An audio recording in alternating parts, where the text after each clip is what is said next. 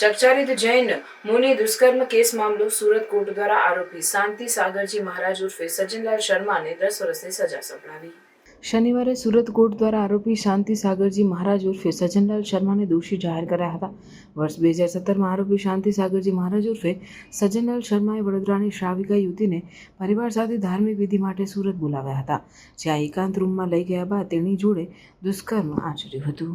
શાંતિ સાગરના કેસમાં સુરતના additional session જજ શ્રી A.K. શાહ સાહેબે ગઈકાલે આરોપીને કસૂરવાર ઠેરવેલો હતો। ટ્રાયલ મારા એડિશનલ પીપી રાજેશભાઈ ડોબરિયાએ ચલાવી અને સજાને માટે આજે દલીલ કરવામાં આવી।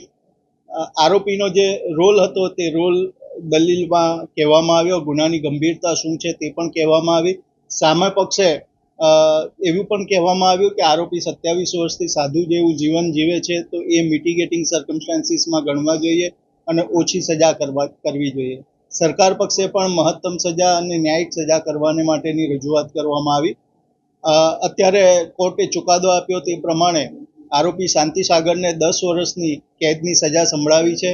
એ ઉપરાંત 25,000નો દંડ એ પણ ફટકાર્યો છે અને ચુકાદાની નકલ આવે એનો અભ્યાસ કરી અને આગળ અપીલમાં જવું કે કેમ સજા સંબંધે તે અમે નિર્ણય કરીશું। તમે દલીલ કરવા માટે ગયા તે દરમિયાન ગુરુ બાબતનો કંઈક ઉદ્દેશ પણ કર્યો તો શું હતું? આરોપી પક્ષે એનું સાધુતાનું જીવનનું વર્ણન કર્યું, એટલે તે વખતે મેં કીધું કે સાહેબ, ગુરુનું કામ એવું હોય છે, ગુરુ બ્રહ્મા, ગુરુ વિષ્ણુ, ગુરુ દેવ મહેશ્વરા, ગુરુએ જ્ઞાન આપવાનું હોય છે, અંધકારમાંથી દૂર લેવાનું કામ હોય છે। જ્યારે આ ગુરુએ છોકરીની સાથે જ આ રીતે બળાત્કાર કરી અને એને માનસિક અને શારીરિક ટ્રોમા પહોંચાડ્યો છે। વિક્ટીમ સહાયને માટે પણ કોર્ટે ઓર્ડર કર્યો છે। વિક્ટીમ સહાયને માટે જે ડિસ્ટ્રિક્ટ લીગલ સર્વિસ ઓથોરિટી છે તેની પાસેથી એને સહાય મળશે। કેસનો અભ્યાસ કર્યા પછી, ચુકાદાનો અભ્યાસ કરી અને યોગ્ય સમયમાં સરકાર તરફે આ કેસમાં અપીલ કરવામાં આવશે।